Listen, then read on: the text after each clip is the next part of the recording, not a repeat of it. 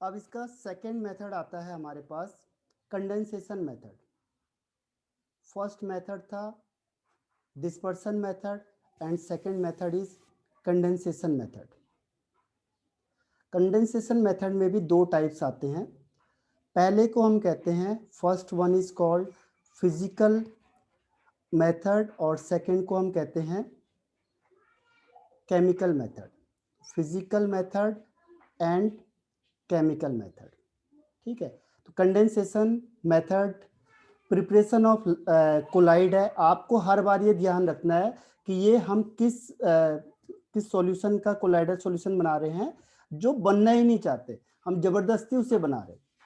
ठीक है, ये लायोफिलिक नहीं है, फिलिक नहीं है कि जो अपने आप आपने डिसॉल्व किया बन गया। ये तो ये कि थोड़ा सा आपने ध्यान नहीं दिया तो ये बनेगा नहीं। फिजिकल के हमारे पास दो मेथड होते हैं। पहला है इसमें बाय एक्सचेंज ऑफ सॉल्वेंट और दूसरा होता है बाय एक्सेसिव कूलिंग। ठीक है, और केमिकल के हमारे पास चार मेथड हैं। First one is double decomposition method, ये तो आपने पढ़ा ही होगा, डबल डिकम्पोजिशन मेथड। सेकेंड है oxidation, third one is reduction और फोर्थ वन है इसमें हाइड्रोलाइसिस। तो चार मेथड है इसके।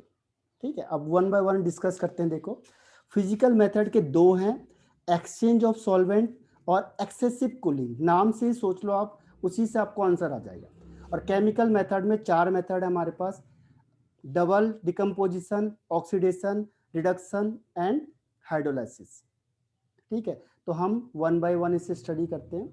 पहला हम स्टार्ट करते हैं, first one is by exchange of solvent. ठीक है, अब इसको ध्यान से सुनना थोड़ा सा। पहली चीज मैं आपको कुछ इंफॉर्मेशन बता देता हूं। सपोज करो कि कोई एलिमेंट है सल्फर।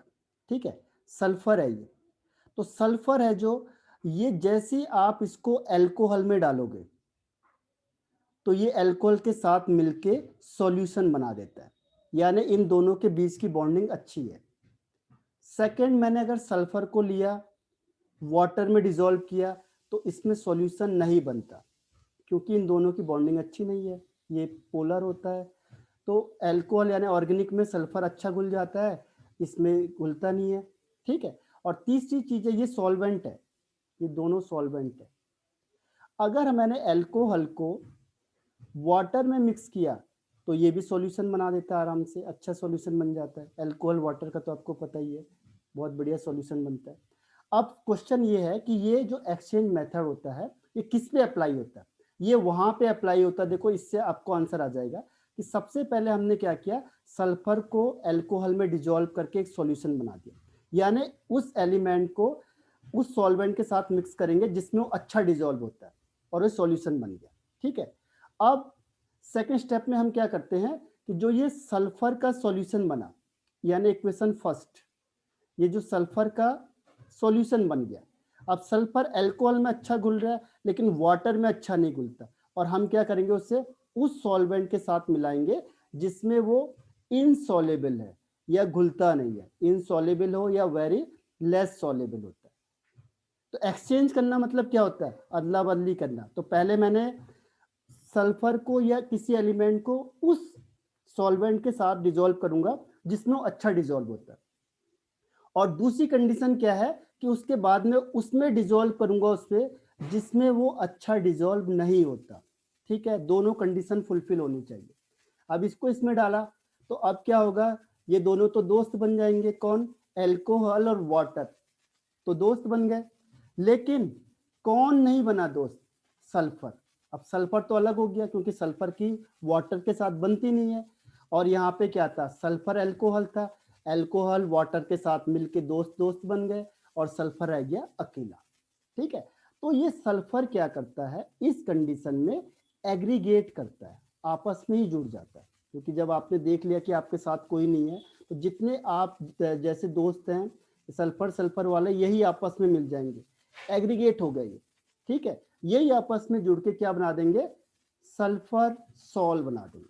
तो यही एग्रीगेट, मैंने क्या कहा था, कंडेंसेशन का मतलब छोटे पार्टिकल कंबाइंड होके कोलाइडल पार्टिकल्स बनाते हैं। तो यहाँ पे क्या बन जाएगा, सल्फर सॉल बन जाएगा, जो ये आपस में कंबाइंड होके सल्फर सॉल बना देंगे।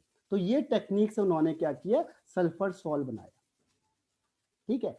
तो इसी तरीके से मेन चीज क्या ध्यान रखनी है कि यहाँ पे उस एलिमेंट को लेना है जो पहले अच्छा डिजोल्व होता है, यानी मोर सॉल्युबल होता है, और फिर उसके बाद उस सॉल्यूशन में डालना है जिसमें वो डिजोल्व नहीं होता है।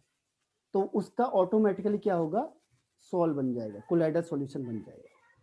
इसमें कोई डाउट है किसी को तो पूछो मुझे। एग्जाम्पल में यही आता है, इसलिए मैंने आपको एग्जाम्पल के थ्रू बता दिया। यहाँ पे सल्फर और फॉस्फोरस भी लिख सकते हो आप, सल्फर या फॉस्फोरस दोनों में चल जाता है ये। तो कोई किसी को डाउट है इसमें, इसे कहते हैं एक्सचेंज, यानी अदला बदली कर दी। पहले अल्कोहल था सॉल्वेंट, फिर हमने वाटर में उसे डिसॉल्व कर दिया, तो वाटर भी सॉल्वेंट है, अब ये दोनों के बीच में इंटरेक्शन होता है, तो इसे कहते हैं by exchange of solvent. Clear हो गया यहां तक इसको, exchange of solvent is clear और नॉट, बताओ यस नो।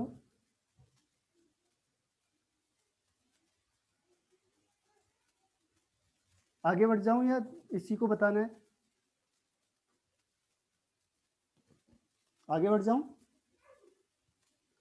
तो देखो इसके बाद सेकंड आता है एक्सेसिव कूलिंग। वैसे ये पूछा नहीं जाता है बहुत, ये पूछा नहीं गया है कभी भी, क्योंकि ये फिजिकल में भी आता है और बहुत ज़्यादा इंपॉर्टेंट में नहीं है।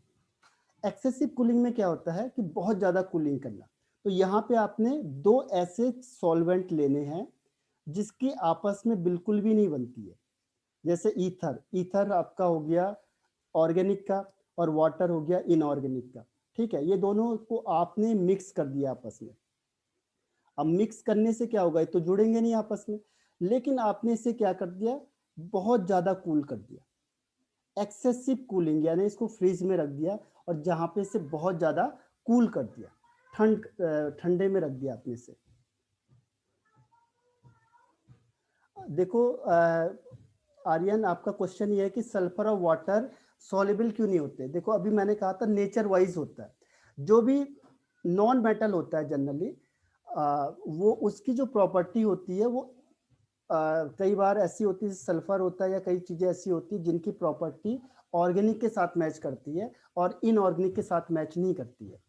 तो उस केस में क्या होता है, जो जिस तरह के मैचिंग होती है, अगर पोलर नेचर का होगा ज्यादातर तो पोलर के साथ ज्यादा अच्छा डिजोल्व होता है, अगर वो नॉन पोलर नेचर का होता है तो वो नॉन पोलर के साथ अच्छा डिजोल्व होता है। तो जैसे यहाँ पे है, ये पोलर नेचर का है, सपोज ये नॉन पोलर नेचर का है, तो इन दोनों की आपस में बनेगी नहीं, यानी डिजोल्व नहीं हो पाएंगे आपस में, ठीक है। तो ये सारा खेल किसका, नेचर वाइज है। कौन सा, अगर मैंने कहा जो एक हाईली पोलर है दूसरा भी हाईली पोलर है, जैसे आयनिक कंपाउंड होते हैं, ये भी पोलर नेचर का है, वाटर भी पोलर नेचर होता है, तो ये बहुत जल्दी डिजोल्व हो जाते हैं आपस में क्योंकि दोनों पोलर है, तो पोलर पोलर के बीच में बहुत अच्छा इंटरेक्शन होगा। ऐसी नॉन पोलर के बीच में अच्छा इंटरेक्शन होगा, क्योंकि नॉन पोलर है, एक नॉन पोलर दूसरा भी नॉन पोलर, तो ये बहुत अच्छी तरह से डिजोल्व हो जाएंगे। लेकिन कौन डिजोल्व नहीं होगा, अगर आपने एक पोलर नेचर वाला लिया दूसरा नॉन पोलर वाला नेचर ले लिया आपने, यानी एक में चार्ज डेवलप होता है एक में नहीं होता है चार्ज डेवलप, तो इन दोनों के आपस में नहीं बनेगी, यानी ये डिसॉल्व नहीं होंगे। अब यहाँ पे क्या होगा, देखो एक्सेसिव कूलिंग में एक सॉल्वेंट लिया आपने, उसमें दूसरे सॉल्वेंट को मिक्स किया जो डिसॉल्व नहीं होना चाहिए या लेस डिसॉल्व होना चाहिए, और इसको बहुत ज्यादा कूल कर दिया, एक्सेसिव कूलिंग कर दी। अब क्या होगा, जैसे वाटर है, इसका बन जाता है कोलाइडल आइस, इसका एक फेमस नाम है कोलाइडल आइस, ये कोलाइडल फॉर्म में बन जाता है और इसे कहते हैं कोलाइडल आइस के नाम से जाना जाता है, मतलब कोलाइडल आइस फॉर्म हो जाता है, तो ये भी एक कोलाइडल सॉल्यूशन बन गया। तो केमिकल या इन चीजों में क्या होता है, एक पर्टिकुलर चीज को हम देखते हैं, यानी कि हर एक के साथ नहीं होगा कि हम हर एक के साथ देखेंगे हो जाएगा, क्योंकि मैंने पहले ही बताया था आपको, जब भी केमिकल रिएक्शन या चीजें होती हैं जनरली वो एक पर्टिकुलर सिचुएशन और पर्टिकुलर के साथ होती है, हर एक के साथ वो कंडीशन फॉलो नहीं हो सकती। तो ये एक्सेसिव कूलिंग है, जिसमें हम यहाँ पे एक्सेसिव कूलिंग करेंगे। जब बहुत ज़्यादा कूल करते हैं तो इस कंडीशन में जब ये दोनों मिक्सअप हैं तो जो वाटर है उसके पार्टिकल किस में चेंज हो जाते हैं, आइस में। और इसका रेंज किसके बराबर हो जाएगा, कोलाइडल पार्टिकल के बराबर। सारा खेल किसका है, कोलाइडल पार्टिकल के रेंज का। अगर इस रेंज के बीच में होता है तो हम उसे कोलाइडल कहेंगे, फिर चाहे वो कुछ भी हो जाए।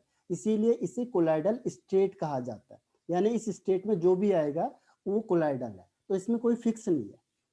ठीक है, तो ये जो वाटर के मॉलिक्यूल्स थे ये आपस में एग्रीगेट हो जाते हैं, कंबाइंड हो जाते हैं और वो बनाते हैं आइस, कोलाइडल आइस, जिसमें जो वाटर के मॉलिक्यूल का साइज होता है वो कोलाइडल पार्टिकल के साथ मैच हो जाता है, यानी कोलाइडल सॉल्यूशन बन जाता है। तो उसे कहते हैं हम कोलाइडल आइस। तो इस प्रोसेस को हम कहते हैं एक्सेसिव कूलिंग, क्योंकि यहाँ पे बहुत ज्यादा कूलिंग करते हैं हम, इसीलिए इसको रख दिया नाम एक्सेसिव कूलिंग। कोई डाउट है, किसी को पूछो इसमें कोई डाउट। देखो इसीलिए बेसिक चीजें बहुत इंपॉर्टेंट, जैसे 11th है इसमें सारे बेसिक टर्म्स आते हैं। जो चीजें मैं आपको यहाँ बता रहा हूँ ये 11th में बताई जाती है कि कौन सी चीज किसके साथ ज्यादा डिजोल्व होगी। वो बेसिक सारी चीजें क्या होती है 11th की होती है, उसे हम दोबारा रिकॉइल करते जाएंगे। तो उस स्टेटमेंट को याद रख दो कि कौन किसके साथ ज्यादा अच्छा होगा, कौन किसके साथ नहीं होगा, वो किसके बेस पे होगा, नेचर वाइज वो पहचानना पड़ेगा आपको कि कौन पोलर नेचर है, कौन नॉन पोलर नेचर है। आगे बढ़ जाऊं अब मैं केमिकल मेथड पे। ये आसान है केमिकल मेथड का, रिएक्शंस ही है इसमें, बस ज़्यादा कुछ नहीं है।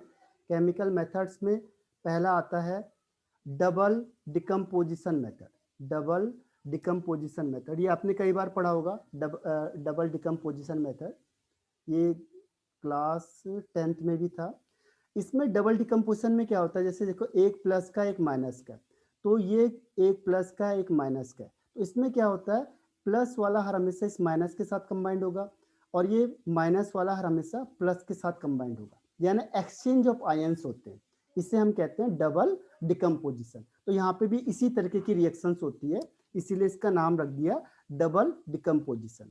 इसमें क्या होगा, आर्सेनिक ऑक्साइड को लिया आपने, 1% आर्सेनिक ऑक्साइड को आपने हॉट वाटर में मिक्सअप कर दिया और इसमें हमने H2S गैस पास आउट करा दी। जो H2S गैस होती है इसकी स्मेल होती है रॉटन एग की तरह, ये आपको उसमें भी आएगा प्रैक्टिकल में भी। रॉटन एग ये बनाते हैं आप लोग जब किसी भी एलिमेंट का डिटेक्शन करोगे तो ये गैस बनती है, तो इसकी बहुत बेकार स्मेल आती है रॉटन एग की तरह, उसको कहते हैं H2S। तो जैसे ये स्मेल सुनोगे आप समझ जाओगे वो H2S गैस है। अब इसमें क्या होगा, एक्सचेंज हो जाएगा प्लस का माइनस के साथ, माइनस का प्लस के साथ।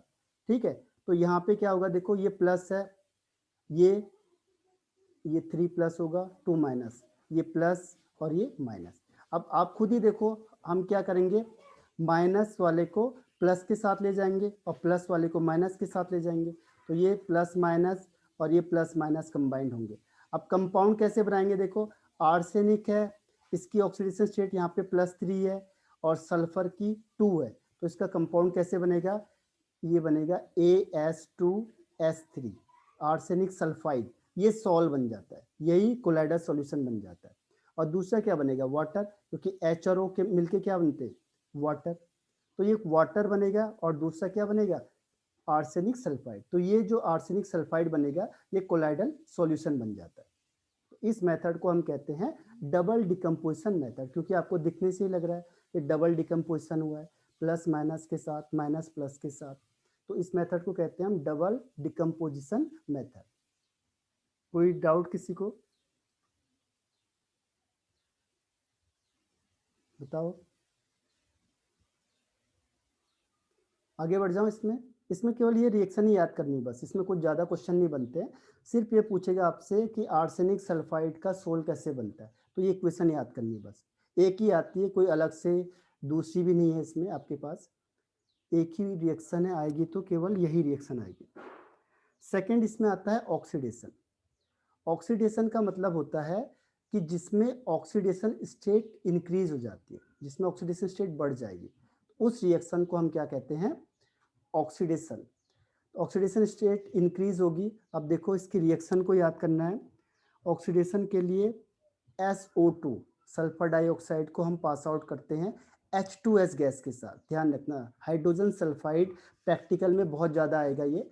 इसकी स्मेल रॉटन एग की तरह होती है, बहुत बेकार स्मेल आती है।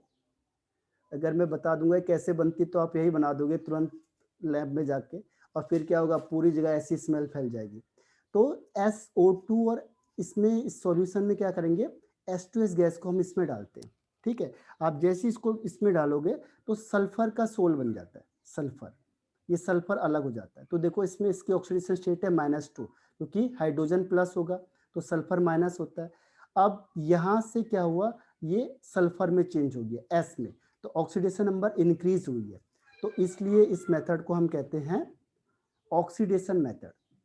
ऑक्सीडेशन का मतलब जिसमें ऑक्सीडेशन नंबर इंक्रीज होती है, तो दिस इज कॉल्ड ऑक्सीडेशन। और बाकी क्या बनेगा, दूसरा बनेगा वाटर H2O, तो वाटर का तो कोई ज़रूरत है नहीं हमारे पास।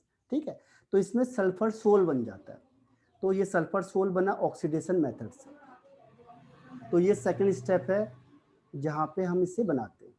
एक ही रिएक्शन आती है और ये भी रेयर आती है, केमिकल मेथड्स बहुत रेयर पूछा जाता है आपके पास। थर्ड पॉइंट, हाँ कोई बात नहीं यामिनी। देखो थर्ड पॉइंट इसमें होता है रिडक्शन। रिडक्शन का मतलब क्या हुआ, रिडक्शन का मतलब होता है कि ऑक्सीडेशन नंबर स्टेट क्या होना, डिक्रीज होना। This is called reduction. अब रिडक्शन में थोड़े बहुत एग्जाम्पल हैं आपके पास, जैसे गोल्ड का आपके बुक में दिया हुआ है, तो जो बुक में है मतलब वही पूछा जाता है, लगभग अलग से नहीं पूछा जाता इसमें।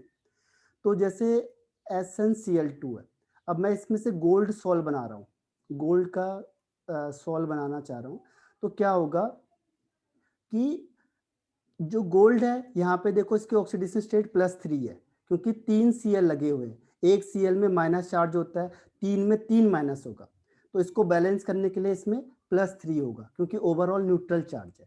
ऐसे देखो यहाँ पे Cl के 2 हैं, एक Cl में 1 माइनस, 2 Cl में 2 माइनस, तो इसको बैलेंस करने के लिए इसमें 2 प्लस होगा चार्ज का, ध्यान रखना है। अब ये +3 से लेके और 0 में पहुंच गया, गोल्ड सॉल्व बन गया, यानी रिडक्शन हो गया। और बाकी सेकंड को कोई पूछता नहीं ज़्यादा, जो मेन है आपके पास कंपोनेंट, ये प्रेफरेंस आता है इसमें, तो ये गोल्ड सॉल्व बन गया। इसके अलावा भी अगर आप गोल्ड का बनाना चाहते हो तो एक और आता है इसमें, टैनिक एसिड, इसको इसमें डालोगे तो भी गोल्ड सॉल्व बन जाएगा। ठीक है, पर ये कम आता है, कॉम्पिटिटिव लेवल में ज़्यादा है। तो ये हो गया आपका। और अगर आप और से भी बनाना चाहते हो तो कई मेथड से बन सकता है। तो रिडक्शन का मतलब क्या हुआ कि ऑक्सीडेशन स्टेट जहाँ पे ज़्यादा थी वहाँ से ऑक्सीडेशन स्टेट कम हो गई। तो जनरली मेटल के साथ ऐसा होगा, तो मेटल वाले केस में रिडक्शन होगा, ये ध्यान रखना। कोई भी अगर आप मेटल का करोगे तो रिडक्शन होगा, क्योंकि मेटल में प्लस चार्ज होगा और ये फ्री स्टेट में आ जाएगा, तो लगभग लगभग क्या होगा, रिडक्शन हो जाएगा। तो ये आपका थर्ड वाला पॉइंट रिडक्शन का। इसमें कोई डाउट किसी को? और फोर्थ पॉइंट आता है इसमें हाइड्रोलाइसिस। हाइड्रोलाइसिस का मतलब क्या होता है, हाइड्रोलाइसिस का मतलब होता है वाटर ऐड करना। किसी भी चीज में अगर हम वाटर ऐड करेंगे तो उससे हम कहते हैं हाइड्रोलाइसिस करना, जिससे वो ब्रेक डाउन हो जाता है, डिकम्पोज हो जाता है। तो ये FeCl3 है, इसमें जैसे मैंने वाटर को डाला, ये किस में टूटेगा, H+ में, OH- में। Fe किस में टूटेगा, Fe3+ में। देखो क्योंकि 3 Cl है तो इसमें 3 प्लस चार्ज होंगे और Cl का 1 माइनस होगा। इसमें भी क्या होता है, डबल डिकम्पोजिशन रिएक्शन हो जाएगी, ये इसके साथ चले जाएगा, ये इसके साथ चले जाएगा। तो Fe अब कैसे बनेगा, देखो Fe की ऑक्सीडेशन स्टेट है +3, OH की है -1, तो ये क्रॉस मल्टीप्लाई हो जाते हैं, तो बन जाएगा FeOH का होल थ्राइस, ये सॉल्व बन गया। और दूसरा HCl, तो HCl एसिड होता है तो सॉल्व नहीं होता है, तो हाइड्रोक्लोरिक एसिड है तो ये नहीं बनेगा सॉल्व। देखो H और Cl, H की वैलेंसी 1, Cl की वैलेंसी 1, तो दोनों को मल्टीप्लाई करेंगे तो आंसर होगा HCl। और इस केस में क्या था, कभी भी आप कंपाउंड बनाओगे तो ध्यान रखना है ऑक्सीडेशन स्टेट से। Fe की 3 है क्योंकि यहाँ पे हमने 3 देखी है, OH- है यानी 1 है, तो OH की वैलेंसी 1 है, फिर हम इसे क्रॉस करते हैं और ये कंपाउंड बना देते हैं।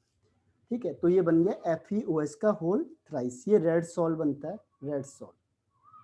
तो ये है इसमें, लेकिन इसमें फिजिकल वाले में पेप्टाइजेशन या ब्रीडिंग आर्क सबसे ज़्यादा आता है, ये बहुत रेयरली पूछे हुए। इसमें रीजनिंग टाइप मैंने आपको बता दिया था, वो पूछा हुआ क्वेश्चन है FE वाला बस। तो यहाँ तक में किसी को कोई डाउट? ये आपका मेथड ऑफ प्रिपरेशन फिनिश हो गया। इसमें किसी को कहीं पे भी कोई डाउट है कि कोई चीज़ कैसे हुई, कहाँ हुई, तो मैं आपको बता सकता हूँ। सर एक बार रिपीट कर दो। कौन सा वाला? सर कंडेंसेशन यही का? हाइड्रोलिसिस। हाइड्रोलिसिस हाइड्रोलिसिस में क्या होता है, देखो हाइड्रोलिसिस प्रोसेस होती है। हाइड्रो का मतलब क्या हुआ, देखो नाम से ही हमें पता चलता है हाइड्रो। कहीं पे भी हाइड्रो, जैसे हाइड्रोजन मैंने कहा था, हाइड्रोजन में हाइड्रो आता है, तो बहुत सारे चीज़ों में जैसे हाइड्रेटेड हो गया, तो हाइड्रो जहाँ पे वर्ड आएगा, हाइड्रा एक्चुअल में वर्ड आता है वाटर के लिए। और एक होता है लाइसिसिस। लाइसिसिस का मतलब होता है किसी चीज़ को डिकम्पोज कर देना, तोड़ देना, यानी जैसे मैंने उसे पानी डाला वो टूट जाएगा, ब्रेक डाउन हो जाएगा, तो उस प्रोसेस को हम क्या कहेंगे, हाइड्रोलाइसिस कहेंगे। लेकिन इसमें एक और ख़ास बात आपको ध्यान रखनी है। इसमें क्या ध्यान रखना है, देखो कि जो ऑक्सीडेशन स्टेट होती है मेटल की, वो कभी भी चेंज नहीं होगी, नॉट चेंज, ध्यान रखना, नहीं तो गलत हो जाएगा। कई बार ऑक्सीडेशन स्टेट चेंज हो जाती है, लेकिन हाइड्रोलाइसिस में जो मेटल का ऑक्सीडेशन स्टेट होता है ये कभी भी चेंज नहीं होता है। जैसे मैंने कोई भी मेटल ले लिया, FeCl3 है, और भी कई एग्जांपल ले सकते हैं, अभी आएंगे आपके पास और रिएक्शन में। तो जब भी आप हाइड्रोलाइसिस करोगे, देखो तो हाइड्रो का मतलब होता है वाटर, यानी मैंने इसमें वाटर ऐड किया। हाइड्रोलाइसिस का मतलब वाटर ऐड करना है, कहीं पे भी आ गया, मैंने कहा अमोनिया का हाइड्रोलाइसिस कर दो, तो आप समझ जाओगे अमोनिया में वाटर डिजोल्व करना है। तो किसी भी कंपाउंड में आ गया हाइड्रोलाइसिस, यानी वाटर ऐड होगा। वाटर ऐड होने से हम देखेंगे Fe की ऑक्सीडेशन स्टेट कितनी आई, तो देखो एक Cl का -1 होता है, 3 Cl है तो -3 हो जाएगा, तो इसको काउंटर बैलेंस करने के लिए Fe +3 होगा, यानी इसकी ऑक्सीडेशन +3 होगी। तो जब ये Fe प्रोडक्ट बनाएगा तो इसकी ऑक्सीडेशन स्टेट +3 ही होनी चाहिए। ये ऑक्सीडेशन हाइड्रोलाइसिस की क्या है, कैरेक्टरिस्टिक्स है कि अगर आप इसको चेंज नहीं कर सकते, नहीं तो हाइड्रोलाइसिस नहीं माना जाएगा, फिर ये गलत हो जाएगा। तो कुछ बेसिक चीजें हमें याद रखनी पड़ती है, ठीक है। तो हाइड्रोलाइसिस में क्या याद रखना है आपको, पहला ऑक्सीडेशन स्टेट मेटल की कभी चेंज नहीं होगी, और दूसरा उसमें हम वाटर डालेंगे। और लाइसिस का मतलब क्या होता है, डिकम्पोज करना। अब जैसे आप पानी डालोगे ये क्या होगा, डिकम्पोज हो जाएगा, टूट जाएगा ये। तो Fe किस में टूटेगा, Fe3+ और Cl- में। और वाटर तो आपको पता है किस में टूटता है, H+ में, OH- में। अब प्लस वाला किसकी तरफ अट्रैक्ट होगा, माइनस की तरफ, ठीक है, और माइनस वाला किसकी तरफ अट्रैक्ट होगा, प्लस की तरफ। तो ये दोनों आपस में कंबाइंड होके क्या बनाएंगे, कंपाउंड बनाएंगे, और ये दोनों आपस में कंबाइंड होके कंपाउंड बनाएंगे। तो इस तरीके से दोनों बनाते हैं। अब इसमें से सॉल्ट कौन सा होता है, ये होता है FeOH का होल थ्राइस। तो इसे कहते हैं फेरिक हाइड्रोक्साइड। इक का मतलब जिसमें ऑक्सीडेशन स्टेट ज्यादा होती है, इक मतलब 3+। अगर मैंने कहा फेरस हाइड्रोक्साइड, तो फेरस में इसकी ऑक्सीडेशन स्टेट +2 होती है, तो फेरस मीन्स +2 यानी कम, अस, और इक आ गया तो ऑक्सीडेशन नंबर ज्यादा होगी, ठीक है। तो ये बन गया कंपाउंड। तो ये हाइड्रोलाइसिस हो गया, उस क्या होता है, उसकी कंडीशन क्या है, ये ध्यान रखना है थोड़ा सा। तो बताओ अब ये क्लियर हुआ हाइड्रोलाइसिस? Yes sir. और कोई डाउट इसमें से, शुरू से लास्ट तक जो मैंने पढ़ाया है, कोई भी हेडिंग जो आपको ना आई हो समझ में? और बेसिक चीज़ें देखो याद करनी पड़ेगी आपको, क्योंकि ये आगे अभी और आएगा। ये जितना चैप्टर है पी ब्लॉक में पूरा सारे रिएक्शंस आएंगे, बहुत सारे 100 से ज़्यादा रिएक्शंस है पी ब्लॉक में। तो रिएक्शंस बहुत मिलेंगे आपको, तरीके आपको समझ आ जाएंगे, तो आपको रिएक्शंस याद नहीं करनी पड़ेंगी। आप देखोगे आप अपने आप रिएक्शन के आंसर लिख दोगे, और अगर आपने उसे समझा नहीं है तो फिर क्या होगा कि वो मिस हो जाएगा। तो बताओ यहाँ तक में किसी को कोई डाउट है? No sir. ओके। तो जितना अभी तक मैंने पढ़ाया इसको रिवाइज करना है, और कल हम पढ़ेंगे प्यूरिफिकेशन। तो मैं ऑफ करता हूँ मीटिंग को।